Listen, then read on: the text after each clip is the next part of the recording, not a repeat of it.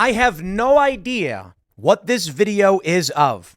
It shows someone putting some kind of, I don't know, metal device, I don't know, it's like a butter knife or something, into a woman's eye and then spraying her eyelid with something. Honestly, I have no idea what this beauty practice is. You know, I'll play the video a little bit. Trying to turn the stupid sound off. But it appears to be an Asian woman, and they're like coloring the edge of her eyelid, I guess, and they're putting some kind of metal flat thing. I honestly have no idea what this is. But I saw this tweet from Matt Walsh. One woman tweeted, "Men keeps setting," I'm reading it verbatim. "Men keeps setting beauty standards for us women. Now we keep hurting ourselves trying to look pretty for them." Yikes. Matt Walsh responds, "No man in the world is asking you guys to do whatever the hell this is. The high beauty standards for women are mostly imposed on women by women." I completely agree. Yo, I look at, obviously, there are guys who have preferences for these plastic, weird-looking women. I'm pretty sure most guys would take anything they could get, if you know what I'm saying. We are in this era of an increase in male virgins. At the same time, we are not seeing an increase in female virgins, which makes you wonder.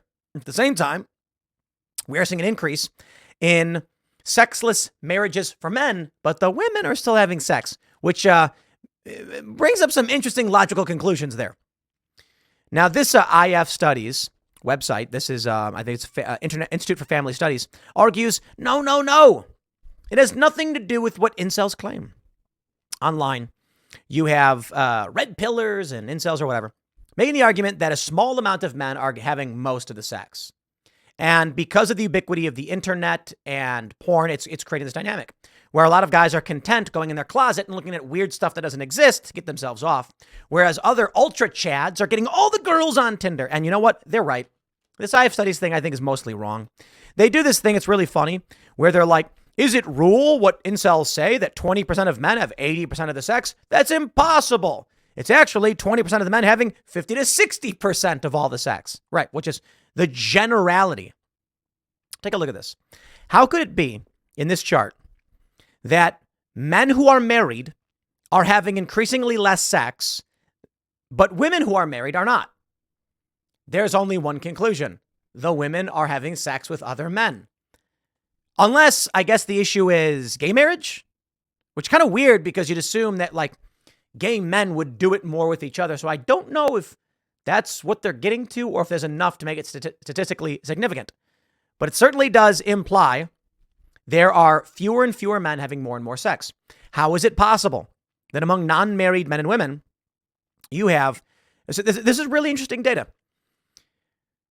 For people who do not have sex in the past year, women are remaining stable, unmarried women are stable, and unmarried men are increasing.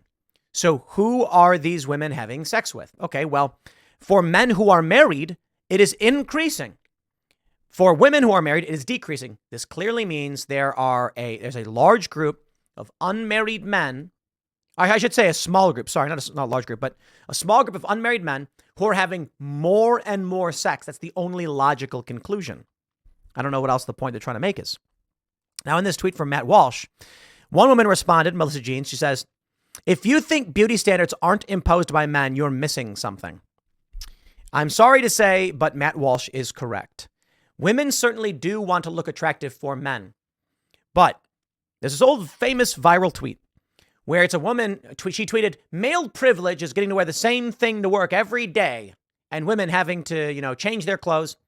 And this guy responds, "There is not a single man on the planet who cares if you wear the same cute dress twice."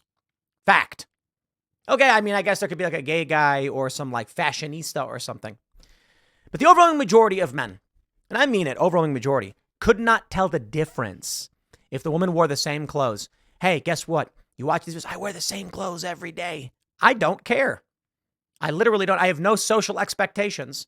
I mean, people tell me to stop wearing the beanie and to start dressing professionally. And I'm like, I don't care what you think.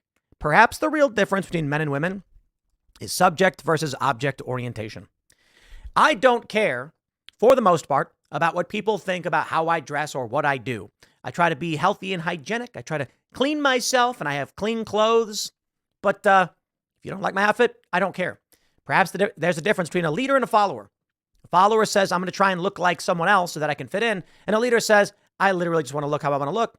Sometimes they end up looking goofy and weird and no one cares for them. Sometimes they end up looking cool and everyone wants to be like them. There you go. Matt responds, men just want you to be healthy and take basic care of yourself. That's it. Every man will tell you this, but you will insist they're all wrong about what they want. Then you'll keep doing a bunch of extra stuff that none of them ever asked for while you continue to blame them for it. Bravo, good sir. I think it is fair to say that Matt does not represent every single guy, and I think he gets that, but I agree with him. Lauren Southern chimed in with a good point, however. She said, I'd like to say you're generally you're correct, but we also live in a hyper-pornified culture. So Gen Z in particular are experiencing far more fetishizing of certain looks, as well as hyper-superficial approach to appearance in matchmaking, Tinder, etc., among both sexes. I believe that is a fair point from Lauren, but I must interject. The average guy will take whatever he can get. I don't understand how we live in this world where you have women arguing men only want one thing, it's disgusting, but they also have very high standards and won't settle for less. Which is it? Will a guy bang a pool filter, or is he looking for Kim Kardashian? Because it certainly can't be both. Now, it could be both in the sense that some guys are whacked out and want weird things and will do weird things, and some guys will only hook up with the premium, most best and most attractive women they can imagine, and they want her to be all gussied up with fake boobs and fake tits and all that stuff. But then we're talking about minorities, not averages. On average, Matt Walsh, likely correct. You take your average 25-year-old guy, you can show him almost any woman and say it's female, and he'll be like, done deal. Now, maybe, who is that? There was that meme for, you know what, I'm going to stop. I don't want to drag anyone personally into this, but let me just say there are certainly very disgusting looking individuals that are unfortunately going to have a hard time. There are women out there that are so gross, and men too. I'm saying like guys typically will like, okay, fine, I'll take what I can get if they're, 'cause that's what guys do. Not all guys, but guys are like this, right? That's true. But there are women who are so unattractive. Guys are going to say, nah, but.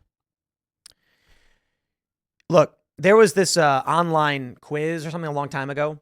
And it was asking you, it was like a personality type. And it asked if you thought this woman would have trouble getting laid. And it was a ugly, gross woman. And I put no. Because I really do believe the answer is no. Maybe it's something that women don't understand because, like growing up, there are a lot of women who feel similarly to men. Like, does the guy like me? Look, I got to tell you, it's the weirdest thing in the world to me that there are women who are scared that a guy would not like them. Like, in 99% of circumstances, if a woman, like, let's say like 20-year-old man and woman, if the woman goes to the guy and takes his arm and holds his hand, he will accept it. If she tries to make a move on him, he will accept it. He will not be upset about it. Most instances. Now, I'm like, if he's with his girlfriend, sure. I'm saying like, it's funny to me that like when you're a guy and you're growing up, you're like, does she like me? I don't know. And if I make a move, she could get pissed off because she's not into it. And that's true. Women don't have that on average. It certainly happens. Everybody like, look, I don't think you do that way. That happens. It happens. But typically guys will just be like, all right. Especially if the girl is of like average attractiveness. So there's this online quiz and it's like, do you think this woman has trouble getting laid? And it was like a gross overweight woman. Like, I think she was gross. But the answer is no.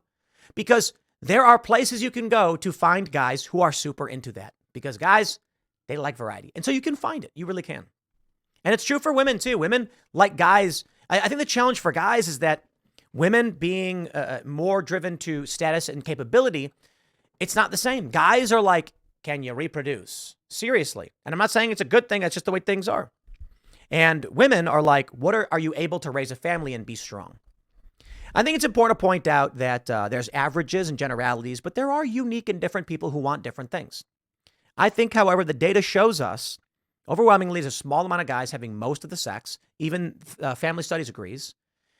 And it's going up. Why wouldn't it? If with social media and dating apps, guys can get whatever they want, women are competing with each other to try and look more attractive, but their beauty standards are based on what each other is doing. Meanwhile, all the guy really wants is a woman who looks healthy. Plastic surgery does not make you look healthy. Anyway, silly fun segment. I'll leave it there. Next segment's coming up at 6 p.m. on this channel. Thanks for hanging out, and I'll see you all then.